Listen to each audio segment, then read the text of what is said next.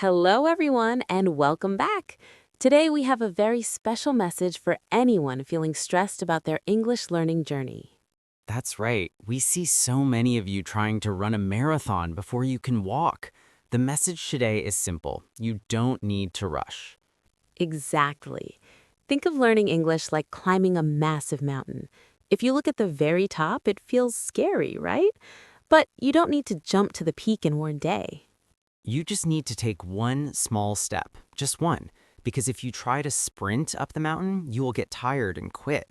But if you walk slowly, you keep moving. I love that.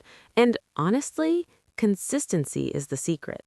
Studying for just 5 minutes every single day is actually better than studying for 3 hours once a week. It's true, your brain loves habits.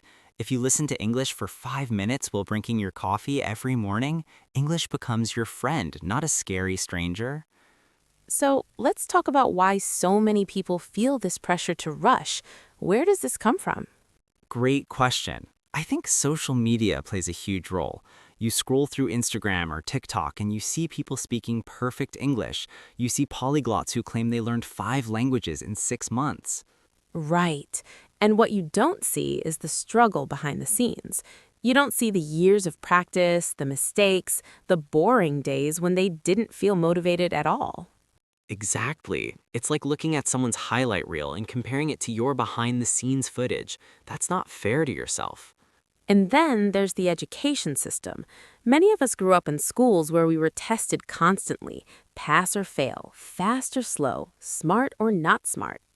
That system taught us that speed equals success, but language learning doesn't work that way. Your brain needs time to absorb new information, to meet connections, to practice. Think about a baby learning their first language. Does a baby rush? No. They listen for months before they say their first word, and nobody judges them for it. That's such a good point. We need to give ourselves that same patience and kindness. Another reason people rush is fear. Fear that they're too old or that they've wasted too much time already. Oh, I hear this all the time. I'm 35, is it too late? Or I've been studying for 2 years and I still make mistakes. But here's the truth. It's never too late, and mistakes are proof that you're trying. Every mistake is a lesson. Absolutely. The only way you truly fail is if you quit. Let's dive into why small steps actually work better than big, rushed efforts. There's real science behind this. Yes, so your brain has something called neuroplasticity.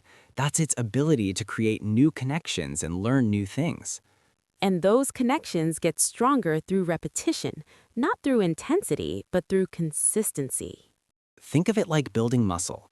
If you go to the gym once and lift weights for 5 hours, you'll just hurt yourself. But if you go for 30 minutes 3 times a week, you'll actually build strength. That's a perfect analogy. Your brain is a muscle, and English practice is the workout. There's also something called spaced repetition. This means learning something, then reviewing it after a day, then after a week, then after a month. This is way more effective than cramming everything in one night before a test. When you space things out, your brain has time to move information from short-term memory to long-term memory. Exactly, and small daily practice fits perfectly with this. If you learn 5 new words today and review them tomorrow, then again next week, they'll stick. Another important concept is comprehensible input. This means consuming English content that's just slightly above your current level. Right, if it's too easy, you won't learn anything new. If it's too hard, you'll get frustrated and overwhelmed. So find that sweet spot. Maybe you understand 70 or 80% of what you're reading or listening to. That remaining 20% is where the growth happens. And you don't need to understand every single word to make progress. Context is powerful. One more thing about the brain. It learns better when you're relaxed and enjoying yourself. Yes, stress actually blocks learning. When you're anxious, your brain goes into survival mode. It's not thinking about grammar rules or new vocabulary. So if you're stressing about English, you're actually making it harder to learn. Take a breath. Make it fun. Watch a comedy show in English. Listen to music you love. Learning should feel like play, not punishment. All right, let's get practical.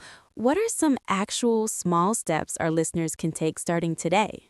I'm so glad you asked. Let's give them a whole menu of options so they can pick what works for their lifestyle. First one, change your phone's language to English. We mentioned this at the start, but let's expand on it. When you do this, every time you check your phone, you're practicing reading English. Messages, settings, apps, everything becomes a mini English lesson. At first, it might feel confusing. You might not know where your camera app is, but within a few days, you'll adapt, and you'll have learned so many new words without even trying. Next tip, label things in your house. Get sticky notes and write the English word on your mirror, your refrigerator, your desk. This is brilliant for visual learners. Every time you see that object, you're reinforcing the vocabulary. Here's another one. Think in English. When you're doing simple activities like brushing your teeth or making breakfast, try narrating what you're doing in your head. I am brushing my teeth. I am using toothpaste. I am looking in the mirror. Simple sentences, but you're activating the language. And this doesn't take any extra time from your day. You're already brushing your teeth anyway. Love it. What about listening practice? Find a podcast or YouTube channel about something you're genuinely interested in, not about English learning, but about your actual hobbies. Oh, this is key. If you love cooking, watch cooking videos in English. If you love football, listen to sports commentary in English. Because when you're interested in the topic, you'll stay engaged. You won't feel like you're studying. You'll just feel like you're enjoying your hobby. And what about speaking practice for people who don't have anyone to talk to? Great question. Talk to yourself. I know it sounds weird, but it works. You can pretend you're having a conversation. Ask yourself questions and answer them. What did I do today? I went to work, I ate lunch, I called my friend. Or record yourself speaking for 1 minute on your phone. Then listen back. You'll notice your own mistakes, and that awareness helps you improve. Another tip, read for 5 minutes before bed. It could be a children's book, a news article, or even social media posts from English speakers. The important thing is consistency. 5 minutes every night is better than reading for an hour once a month.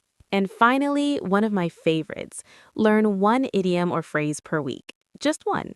Write it down. Use it in a sentence. Try to use it in conversation. By the end of the year, you'll know 52 idioms. That's amazing progress, and it came from learning just one thing per week.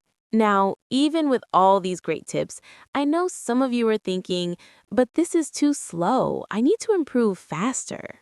I hear you. That voice of doubt is loud, isn't it? So let's address it head on. What do you say to someone who feels like small steps aren't enough? I would ask them, enough for what? Enough compared to who? That's powerful, because usually we're comparing ourselves to an imaginary standard that doesn't even exist. Right. You might think, I need to be fluent in 6 months, but why? Who decided that timeline?